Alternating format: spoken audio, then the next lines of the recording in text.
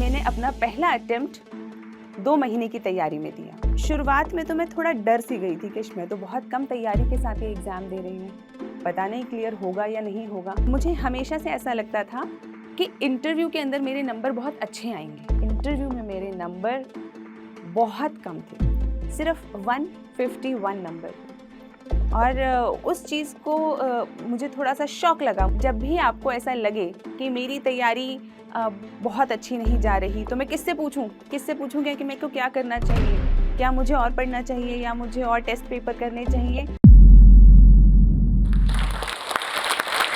आपकी शर्ट में कितने बटन हैं, आप कितनी सीढ़ियाँ चढ़कर आए हैं, या अंडा आया या मुर्गी आई पहले। अगर आपको ये सारे सवाल लगता है कि यूपीएससी के इंटरव्यूज़ में ऐसे सवाल पूछे जाते हैं, तो शायद नहीं। हो सकता है कि किसी पैनल ने ये देखा हो कि कैंडिडेट ने जब सारे जवाब दे दिए तो एक सेल्फ अवेयरनेस या उस व्यक्ति की प्रेजेंस ऑफ माइंड को चेक करने के लिए हो सकता है कुछ ऐसे अटपटे सवाल पूछे गए हों। लेकिन आम इंटरव्यूज़ में ऐसा नहीं होता। तो आज मैं अपनी लाइफ जर्नी के साथ साथ 2-3 मुद्दे एड्रेस करना चाहूँगी। पहला, कि जो इंटरव्यू बोर्ड है वो क्या देखता है एक कैंडिडेट के अंदर, और दूसरा कि बहुत सारे जो कैंडिडेट्स होते हैं उन्हें स्ट्रगल्स बहुत बड़ी लगने लगती है। उन्हें ऐसा लगने लगता है कि यूपीएससी की तैयारी के अंदर वो बहुत स्ट्रगल कर रहे हैं, बहुत सारे चैलेंजेस आ रहे हैं। किस तरीके से उनको बदला जाए, उन चैलेंजेस को अपॉर्चुनिटी में बदला जाए, उस तरीके के बारे में मैं बात करूंगी। नमस्कार दोस्तों, मेरा नाम है डॉक्टर तनु जैन। मैं AFHQ बैच 2015 से हूँ, armed forces headquarter civil services. So मेरी कहानी शुरू होती है जब दिल्ली 6 के सदर बाज़ार के इलाके, बहुत ही भीड़ भाड़ वाले इलाके के अंदर मेरा जन्म होता है, एक जैन मिडिल क्लास फैमिली में। और वहाँ पर जैसे कि फैमिलीज़ में होता है कि पढ़ाई पर मेरा तो बहुत ज़्यादा ध्यान नहीं था। अक्सर खेल कूद और बाकी एक्स्ट्रा करिकुलर एक्टिविटीज़ के अंदर ही मेरा ज़्यादातर ध्यान रहता था।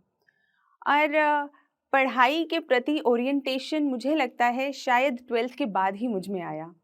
लेकिन एक चीज़ थी जिसने मुझे बचपन से मोटिवेट किया, वो थी मेरी मदर की एक सवाल कि तुम्हें बड़े होकर क्या बनना है। तो वो जो सवाल था उसने मुझे कॉन्स्टेंटली मोटिवेट किया और ये सोचने पे मजबूर किया कि मुझे आखिर बनना क्या है।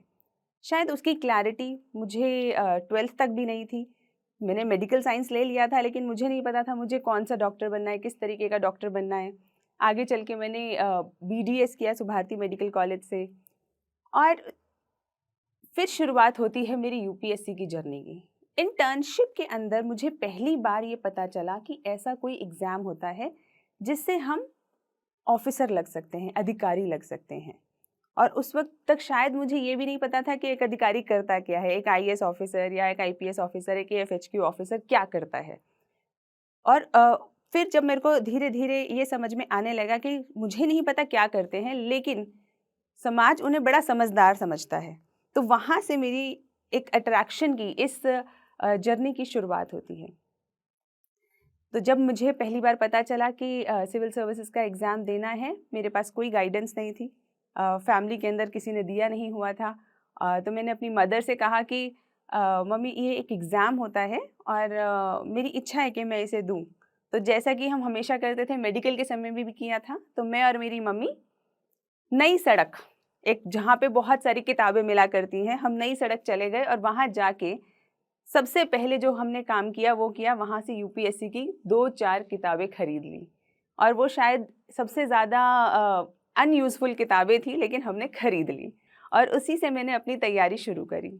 फिर जैसे कहते जहाँ चाह होती है वहाँ राह होती है, दोस्त मिलते गए, कारवां बनता गया, नए नए लोग, नए नए फ्रेंड्स मिले जिन्होंने मुझे धीरे धीरे करके गाइड किया, और मैंने अपना पहला अटेम्प्ट 2 महीने की तैयारी में दिया। तो जब मैं अपने कई दोस्तों से मिलती थी तो वो अक्सर मुझे बताया करते थे कि नहीं, 2 साल की तैयारी लगती है यूपीएससी का प्रीलिम्स क्लियर करने में। पहले आप जीएस की कोचिंग करेंगे, फिर आप पूरा साल कोचिंग करेंगे, उसके बाद आप तैयारी करेंगे, सेल्फ स्टडी करेंगे, और फिर जाके आप कहीं प्रीलिम्स का एग्ज़ाम देंगे, तब आप क्लियर कर पाएंगे। तो शुरुआत में तो मैं थोड़ा डर सी गई थी कि मैं तो बहुत कम तैयारी के साथ ये एग्ज़ाम दे रही हूँ, पता नहीं क्लियर होगा या नहीं होगा। लेकिन मैंने सोचा बहुत सारे अटेम्प्ट हैं, चलो दे देते हैं, एक अटेम्प्ट तो देते हैं। और मैंने बहुत जी तोड़ तैयारी करी और 2 महीने के अंदर ही मेरा प्रीलिम्स क्लियर हो गया। ये मैं आपको इसलिए बता रही हूँ क्योंकि बहुत बार अक्सर बच्चे इस कॉन्फिडेंस को लूज़ कर जाते हैं कि दुनिया क्या कह रही है। दुनिया कह रही है कि तुमसे नहीं होगा, दुनिया कह रही है कि जो ये तैयारी है ये 2 साल में होती है, 2 दिन में नहीं होती या 2 महीने में नहीं होती। ये सब दुनिया कह रही है, ये वो नहीं है जो आपके लिए ज़रूरी है। क्यों? क्योंकि आप अपनी कैपेबिलिटी को, अपनी आपकी जो इच्छा शक्ति है, आपकी जो मेहनत है, वो सिर्फ़ आप जानते हैं, वो दुनिया नहीं जानती। तो अगर आप किसी भी तरीके से ये विश्वास करके उनके हिसाब से अपनी तैयारी को चालू रखेंगे, तो कहीं न कहीं फ़र्क आ जाएगा। तो इसीलिए अच्छा है कि आप अपने आप पे विश्वास करके इस तैयारी को जारी रखें। तो मैंने जब 2 महीने में प्रीलिम्स क्रैक किया, तो उस वक़्त शायद मुझ में थोड़ा कॉन्फिडेंस बढ़ गया कि हाँ, मैं ये एग्ज़ाम निकाल सकती हूँ, मैं ये एग्ज़ाम को क्रैक कर सकती हूँ। लोग अक्सर पूछते हैं कि आपने उन 2 महीनों में कैसे तैयारी करी कि आपने प्रीलिम्स क्रैक कर लिया? तो मैं कहती हूँ कि मैंने सिर्फ़ बेसिक बुक्स सबसे पहले ख़त्म करी। अक्सर क्या होता है, जो लोग यूपीएससी की तैयारी कर रहे होते हैं तो मन में एक मिथ बैठ जाता है कि पता नहीं कितनी एक्स्ट्रा ऑर्डिनरी तैयारी करनी है, शायद 100-200 किताबें पढ़नी होती होंगी, उसके बाद शायद जाके एग्ज़ाम क्लियर होगा। लेकिन मेरा खुद का एक्सपीरियंस रहा है, मैंने जितनी बार प्रीलिम्स दिया, क्लियर किया, मैंने 4 इंटरव्यूज़ दिए, तो कि आप अगर बेसिक तैयारी सबसे पहले कर लें और उसके बाद प्रैक्टिस करें, इतनी तैयारी भर से लगभग काम हो जाता है। लेकिन क्योंकि सच में तैयारी तो कम थी ही, उस साल मेरा मेंस नहीं हुआ और वो जो असफलता थी, उसने सबसे पहले मुझे ये सोचने पे मजबूर किया कि क्या क्या ऐसी मैं गलतियाँ कर रही हूँ जिसके कारण से मेरे मेंस के अंदर उतने अच्छे नंबर नहीं आए। और वहीं से मेरी सेल्फ एनालिसिस की जर्नी स्टार्ट होती है। मैंने एनालाइज़ किया कि किस किस जगह पर मैंने अपने तैयारी को अप टू डेट नहीं रखा, कहाँ-कहाँ पे मैंने मेरे आंसर राइटिंग्स के अंदर प्रॉब्लम है, क्या मैंने मॉक टेस्ट्स कम दिए हैं। तो ये सारे जो भी अलग-अलग चैलेंजेस थे, उनको मैंने एनालाइज़ किया, एक डायरी में लिखा और हर तरीके से कोशिश करी कि उनको एक-एक करके एड्रेस किया जाए। So this is one of the ways जहाँ पे आप दुनिया से एक वैलिडेशन नहीं माँगते, दुनिया से अपने सवालों के जवाब नहीं माँगते, आप अपने आप से उन सवालों के जवाब देने की, खोजने की कोशिश करते हैं। And this is what I always tell aspirants also कि जब भी आपको ऐसा लगे कि मेरी तैयारी बहुत अच्छी नहीं जा रही, तो मैं किससे पूछूँ? किससे पूछूँगी कि मेरे को क्या करना चाहिए? क्या मुझे और पढ़ना चाहिए या मुझे और टेस्ट पेपर करने चाहिए? ठीक है, जो सामने वाला व्यक्ति है आपको थोड़ा-सा गाइड कर सकता है, लेकिन दिल की सच्चाई से अगर आप पूछेंगे, अपने आप से अगर आप पूछेंगे तो हमें हम सबको पता होता है कि हमारी तैयारी किस लेवल की है। क्या हमने पढ़ाई ईमानदारी से नहीं करी है या हम सिर्फ़ दूसरों को दिखाने के लिए पढ़ाई कर रहे हैं या हम पढ़ाई तो कर रहे हैं लेकिन क्या हम अपने सेल्फ इवैल्यूएशन पे, सेल्फ एनालिसिस पे उतना ध्यान दे रहे हैं या नहीं दे रहे हैं। तो ये सब हमारे मन को, हमारी अंतरात्मा को पता होता है।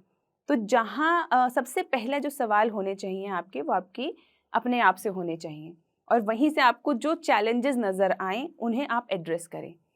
तो जब मैंने अपने चैलेंजेस आंसर राइटिंग के चैलेंजेस को ओवरकम किया, तो बिल्कुल ओवरकम करते ही मेरा मेंस क्लियर भी हो गया। नेक्स्ट अटेम्प्ट के अंदर प्रीलिम्स क्लियर हुआ, फिर मेंस क्लियर हुआ और मुझे हमेशा से ऐसा लगता था कि इंटरव्यू के अंदर मेरे नंबर बहुत अच्छे आएँगे क्योंकि स्कूल के समय से ही डिबेट्स में पार्टिसिपेट करना, स्पीचेस देना, दोस्तों के साथ बात करना, तो मेरे को अक्सर और राष्ट्रीय, अंतर्राष्ट्रीय मुद्दों पर हमेशा से मेरे को ऐसा लगता था कि मुझे जानकारी है और यही शायद वो सब क्राइटेरियाज़ थे जो उस वक़्त तक मुझे लगते थे कि एक पर्सनैलिटी का हिस्सा होते हैं।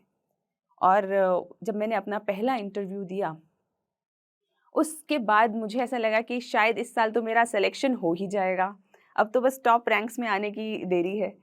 लेकिन जब रिज़ल्ट आया, तो मुझे समझ में आया कि सिलेक्शन तो हो गया लेकिन इंटरव्यू में मेरे नंबर बहुत कम थे। सिर्फ़ 151 नंबर थे। और उस चीज़ को मुझे थोड़ा-सा शॉक लगा। मुझे एक शॉक लगा कि इंटरव्यू में जिस चीज़ के ऊपर मैं काउंट कर रही थी, उसके अंदर मेरे इतने कम नंबर। और फिर जब मैंने अपना अगला अटेम्प्ट दिया, तो जैसा कि मैंने पहले मेंस के साथ अपनी एक प्रोसेस को दोहराया था, वैसा ही मैंने इंटरव्यू के साथ किया। I started a journey of self evaluation, जहाँ पे मैंने ये जानने की कोशिश की कि कहाँ कहाँ पर्सनैलिटी के कौन से ऐसे पॉइंट्स होते हैं जिन पर हमें ध्यान देना चाहिए, जो यूपीएससी को चाहिए। और इसके लिए सबसे अच्छा तरीका है कि जिस किसी ऑफिसर को आप आइडलाइज करते हैं, जिस किसी बड़े अधिकारी को आप देखते हैं, आप ये देखें कि उनकी पर्सनैलिटी कैसी है, वो किस तरीके से बात करते हैं। तो वो जो बात करने का तरीका है, वो जो पर्सनैलिटी है, वो आपके लिए गाइडेंस बन सकती है। मैंने तो वहीं से गाइडेंस ली। तो जब मैंने ये महसूस किया कि जो इंटरव्यू के पर्सपेक्टिव में एक स्थिरता चाहिए, एक काम पर्सनालिटी चाहिए, वो आपको धीरे धीरे गेन करनी चाहिए।